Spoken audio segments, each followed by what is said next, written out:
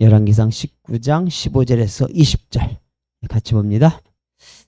15절입니다. 여호와께서 그에게 이르시되 너는 내 길을 돌이켜 광야를 통하여 다메섹에 가서 이르거든 하셀에게 기름을 부어 아람의 왕이 되게 하고 너는 또 님시 아들 예후에게 기름을 부어 이스라엘의 왕이 되게 하고 또 아벨무홀라 사밧의 아들 엘리사에게 기름을 부어 너를 대신하여 선지자가 되게 하라.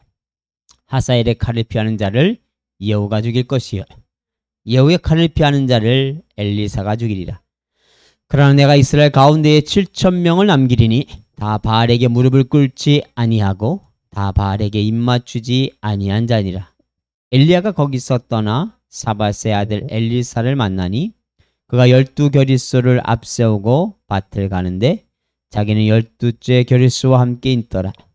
엘리야가 그리로 건너가서 겉옷을 그의 위에 던졌더니 그가 소를 버리고 엘리야에게로 달려가서 이르되 청하건대 나를 내 부모와 입맞추게 하소서. 그리한 후에 내가 당신을 따르리이다. 엘리야가 그에게 이르되 돌아가라. 내가 네게 어떻게 행하였느냐 하니라. 엘리사가 그를 떠나 돌아가서 한 겨릿소를 가져다가 잡고 소의 기구를 불살라 그 고기를 삶아 백성에게 주어 먹게 하고 일어나 엘리야를 따르며 수종들었더라. 아멘. 우리가 엘리야 이야기를 계속하고 있습니다. 엘리야 선지자면 선지자의 대표적인 사람이라고 할 수 있어요. 그죠? 선지자의 대명사와 같은 사람. 모세도 선지자였습니다. 모세도 선지자였죠. 그리고 모세는 제사장 같은 일도 했어요. 또 어떻게 바라보면 모세는 어떤 사람이었어요? 왕 같은 역할, 지도자로서의 일도 감당했던 사람이 모세죠. 근데 모세가 그런 얘기를 합니다. 나와 같은 선지자를 일으킬 것이다 할 말씀을 해요. 모세가 나와 같은 선지자를 일으킨다고 할 때는 모세가 이야기하는 것과 같은 사역을 하는 분이 얘기하는 거죠. 그러니까 이 당시에 엘리야 하면 대단한 선지자는 맞습니다. 그런데 엘리야는 선지자로서의 일반한 거예요. 그죠? 그러니까 모세가 얘기하는 나와 같은 선지자에 엘리야가 들어갈 수는 없어요.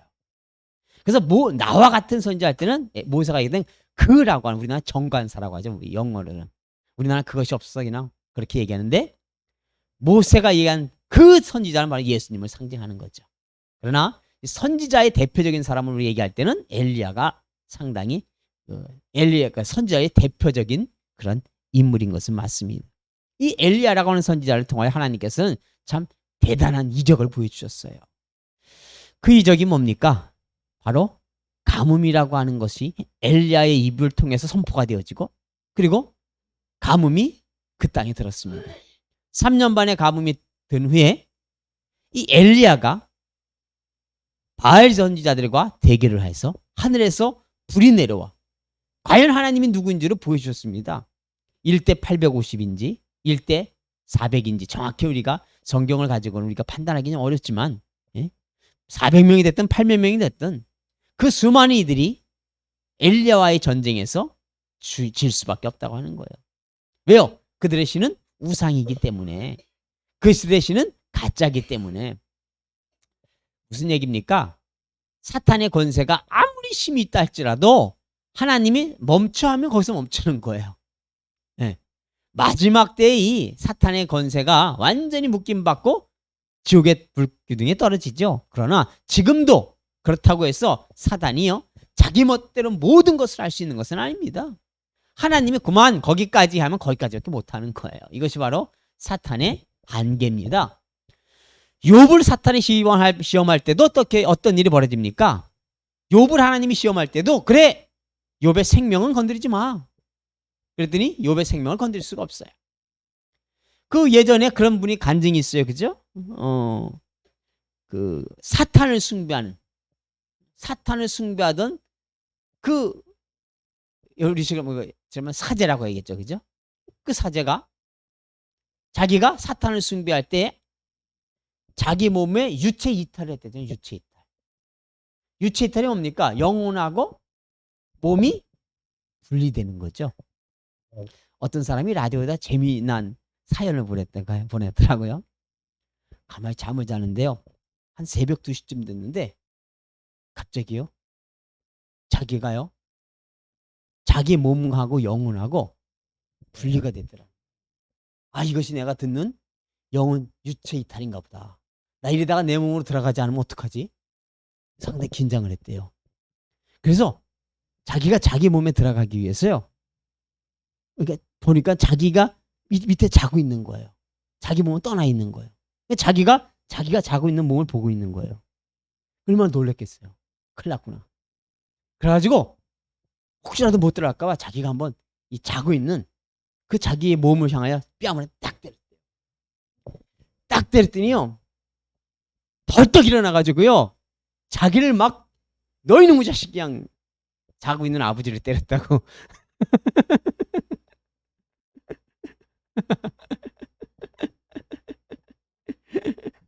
자고 있는 아버지를 때렸다고.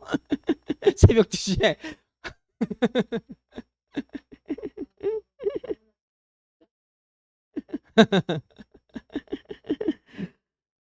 참 재밌는 사연도 많더라고요. 그랬다고 합니다. 예, 근데 이 유체 이탈을 해가지고 사람을 때로는 가서 사탄과 함께 죽이기도 한다잖아요. 그런데 누구 못 죽인다고 합니까? 예수 믿는 사람은 못 죽인다고 하는 거예요. 예수 믿는 사람이 그러면 악한 자들에 의해서 죽임을 당하기도 합니다. 그럼 그것은 무슨 일일까요? 하나님이 그 사람을 그렇게 순교의 제물로 받으시기 때문에 가능한 것이죠. 사탄이 지만 법대로 우리를 건들 수가 없는 겁니다. 네, 하나도 건드릴 수 없어요. 하나님이 허락하시는 부분까지만 가능한 거예요. 그러니 사탄이 엘리야를 이길 수가 없죠. 거짓 종교가 엘리야를 이길 수 없지요. 위대한 일을 행하고 난 다음에 이제는 정말 이스라엘 사람들이 다 하나님께로 돌아오겠구나. 나름대로의 꿈을 가지고 있었는데 웬걸 무슨 소식이 들려옵니까? 아합의 아내 이세벨이 너를 죽이겠다고. 내가 너를 그 이방 제사장들이 죽임을 당한 것처럼 내가 내일까지 죽지 않으면 너 자기를 저주하면서까지 그렇게 죽이겠다고 결심을 합니다. 그 얘기를 듣고요.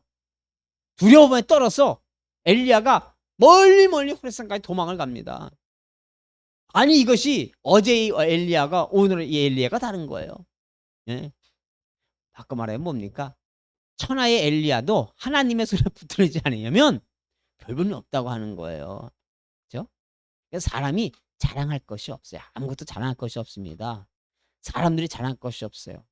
제가 항상 마음에 제가 말씀을 전하면서도 하나님 일하면서도 항상 머릿속에 생각하는 것이 있어요. 예?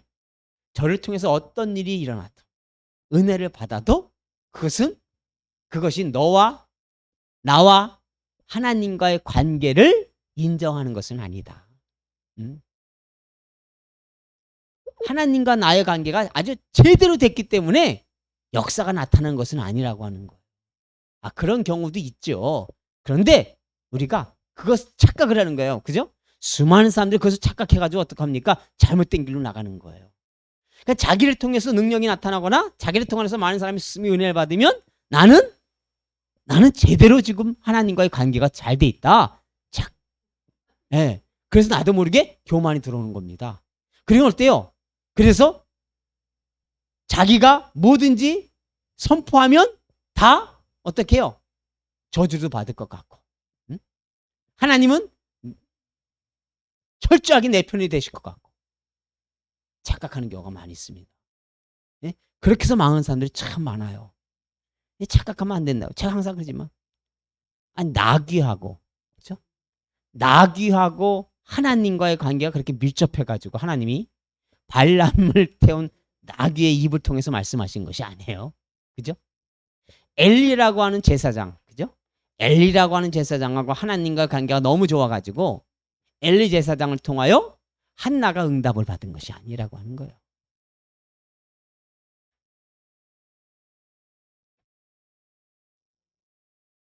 예, 일을 잘한다고 해가지고 그 사람이 꼭 그 집안에 아들일 필요는 없는 겁니다. 예? 일을 잘하는 사람은 일꾼일 수 있어요. 아들보다 일을 더 잘할 수도 있는 겁니다. 우리는 교만하면 안 돼요. 예? 우리는 절대 교만하면 안 됩니다. 하나님이 문제는 뭐예요? 하나님과 나와의 관계를 항상 생각해야 되는 거예요. 지금 나와 하나님과의 관계가 그러니까 나와 하나님과의 관계를 다른 것을 통해서 증명을 받으려고 하면 안 돼. 그것이 아니라 뭘 통해서요? 정말 나와 하나님과의 관계를 통해서 관계를 이루어가야지요. 착각하면 안 된다고 하는 겁니다. 아, 내가 기도했더니 죽을 사람이 살아났어. 그렇다고 해서 나와 하나님과의 관계가 제대로 됐다? 이렇게 얘기할 수 없다고 하는 거예요. 은사라고 하는 것이 꼭 그것을 보증하는 것이 아닙니다. 그래서 뭐라고 합니까? 마지막 때에 예수님이 예수님 앞에 얘기합니다. 내가 주님의 이름으로 병든 자를 고쳤습니다.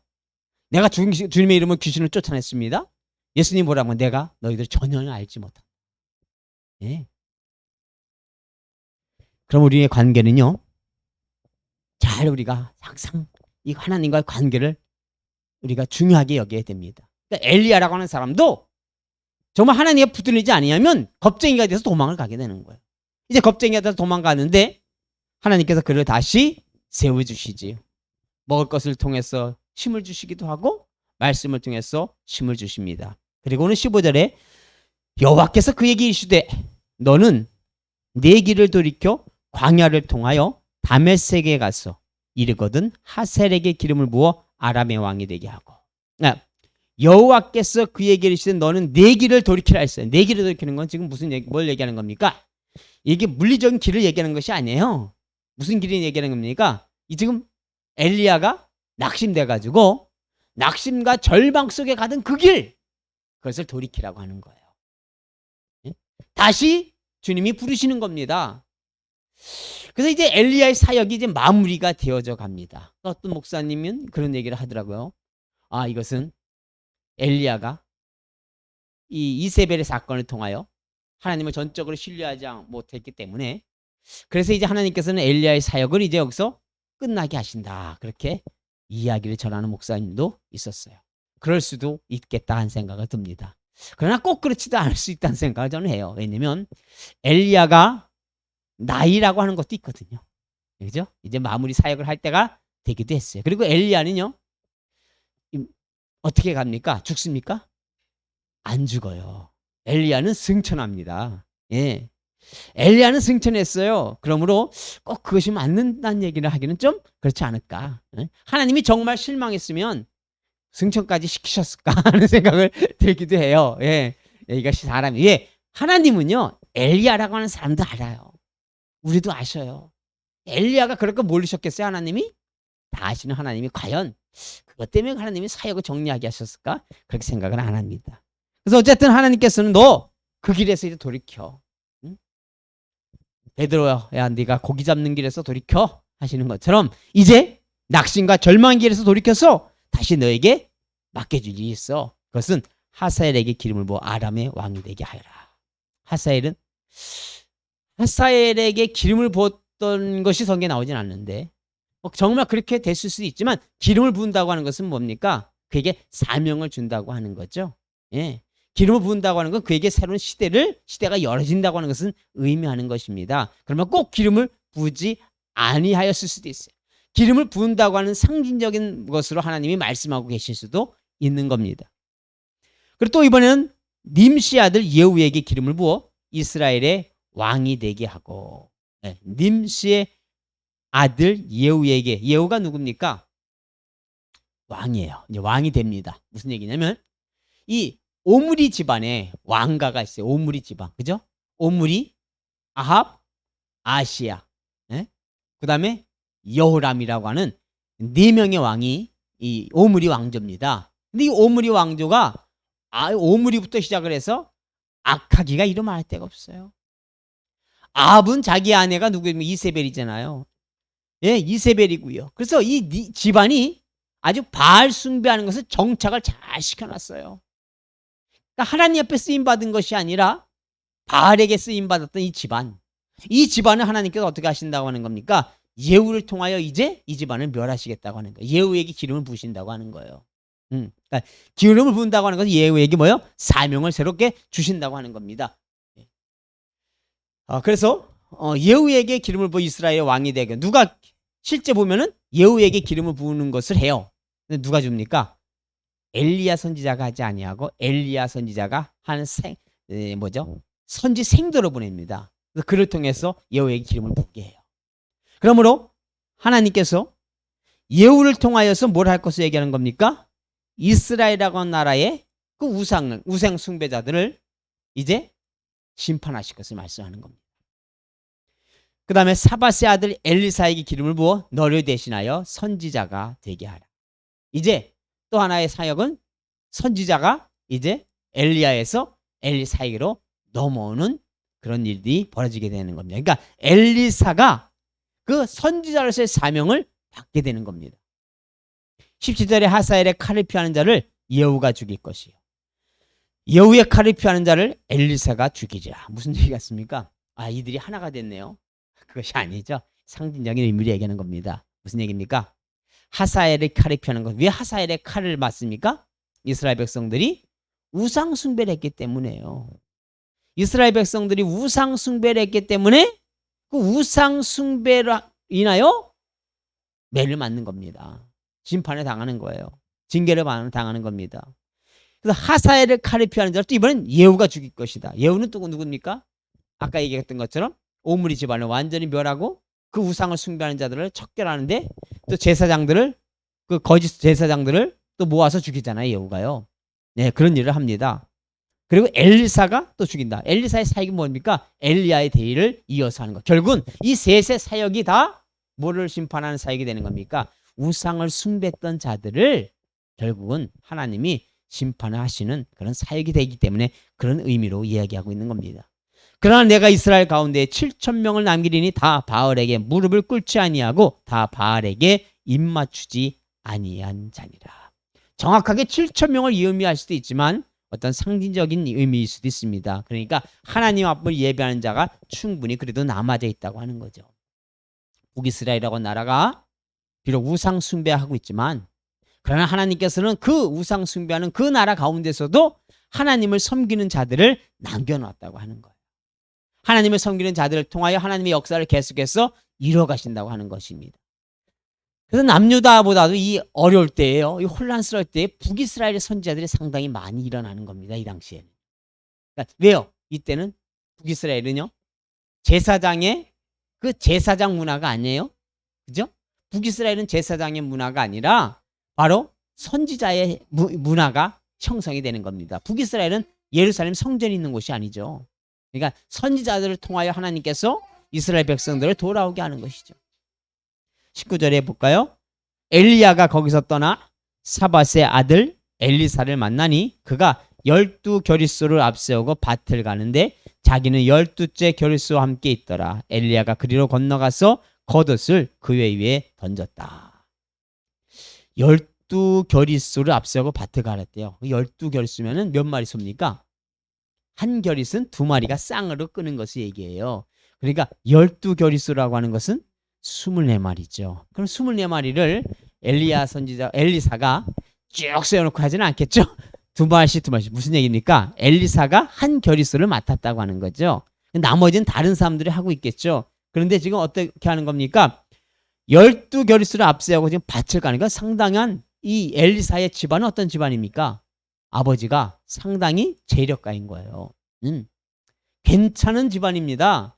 아쉬울 것이 없는 집안입니다. 이런 집안의 사람들은 오히려 더 우상을 숭배할 것 같은데 아니라고 하는 거예요. 오히려 이 집안은 더 하나님을 향한 사모함이 있었던 것 같아요. 그래서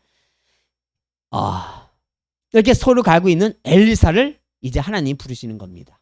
엘리야가 그리로 건너와서 겉옷을 그 위에 던졌다고 합니다. 옛날에요 아주 재밌는 유머가 있어요. 목욕탕에요. 네? 중학생들이 목욕을 하러 갔대요. 아주 고전적인 이야기입니다. 옛날 중학생들은 머리를 빡빡 밀었어요. 그죠? 빡빡 밀었어요. 그런데요. 빡빡 미는 한 사람이 이 중학생한테 때를 밀어달라고 하는 거예요. 나 좀 때 좀 밀어줘.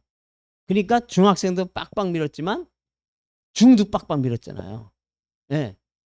그러니까 머리를 빡빡 밀은 중이 중학생한테 떼지 밀어줘. 그러니까 중이 딱 봤더니 중학생짜리가 보니까 얘 중학생 같아. 얘도 기분이 좀 안 좋았어.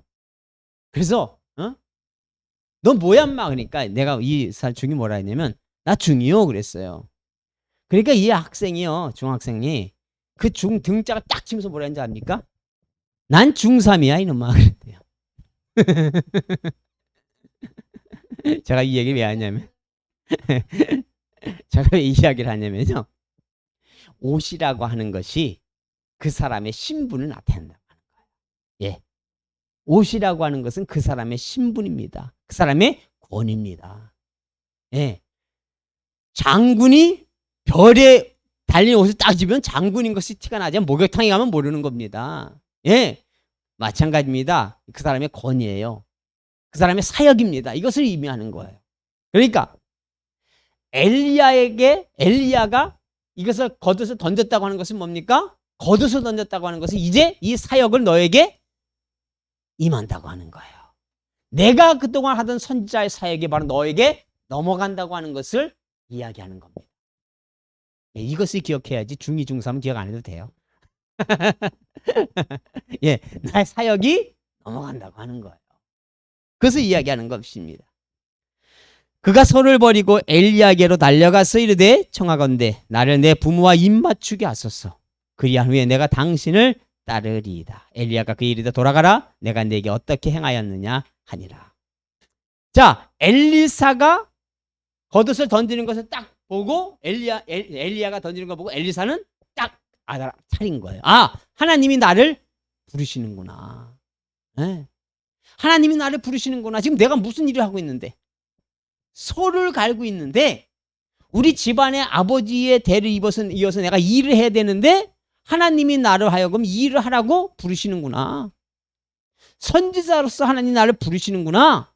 그것을 딱 깨닫게 된 순간 엘리사는 바로 대답을 합니다. 나로 가서 내 부모와 입맞추게 하소서. 이것은 인사하는 거죠. 부모와 이제 마지막 작별 인사를 하겠다고 하는 거예요.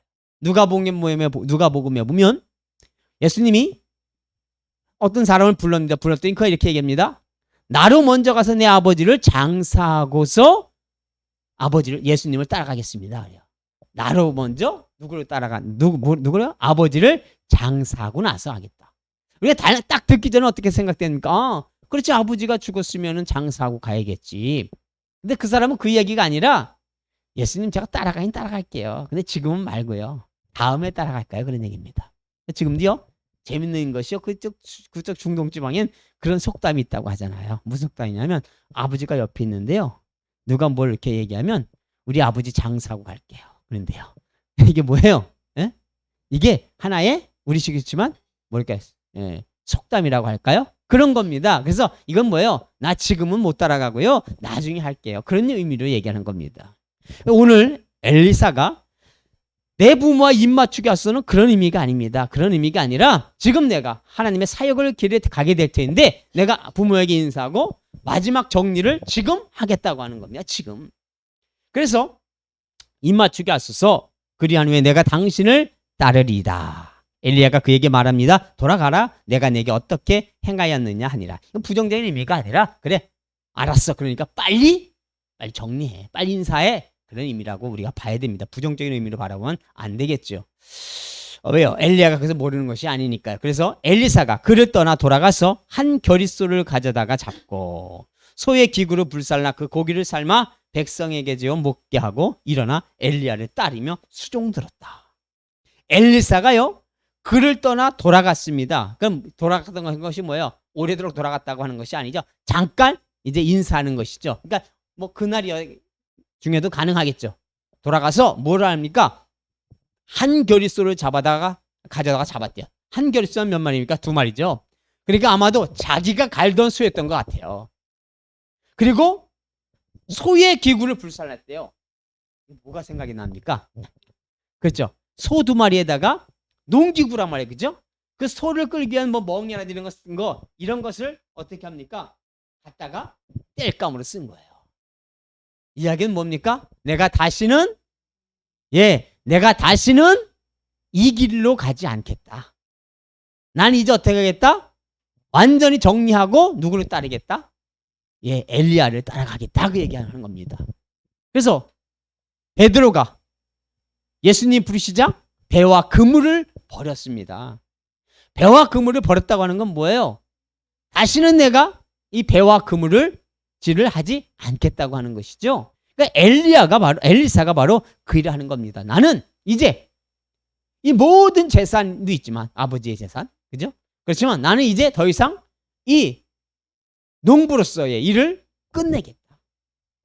다시는 돌아갈 수 없게 상징적인 의미로다가 그 일을 행한 겁니다. 그래서 모든 사람에게 그것을 가지고 먹게 하는 겁니다. 마지막 작별 인사를 하는 겁니다. 그리고 엘리야를 따르며 수종들었더라. 그래서 많은 어떤 학자들은 그렇게 합니다. 이것은 모세와 여호수아의 관계와도 너무나도 비슷하다.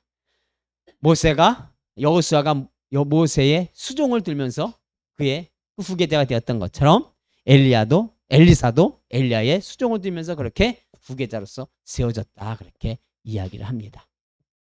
우리는요, 오늘 말씀을 통해서 이 엘리사의 행동을 통해서 깨닫게 되는 것이 있어요. 그죠? 오늘 새벽에도 그런 얘기 했잖아요. 오늘 새벽에도 보면, 예. 자기 생각은, 자기 뜻은 딱 정해놓고, 나는 이집트로 내려갈 거야. 딱 정해놓고, 그리고 하나님, 여기에 맞는 것으로 하나님이 딱 응답해 주세요. 이렇게 기도하는 사람이나, 그죠?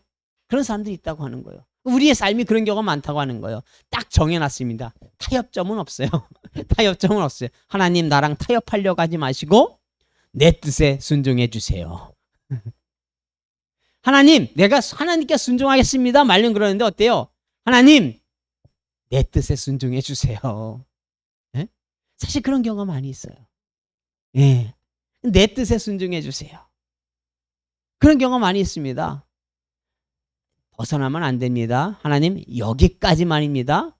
우리가 어느 분의 그 책 보니까 그렇잖아요. 하나님, 너 러시아 선교사로 가라 하니까 뭐라 그랬대, 이분이.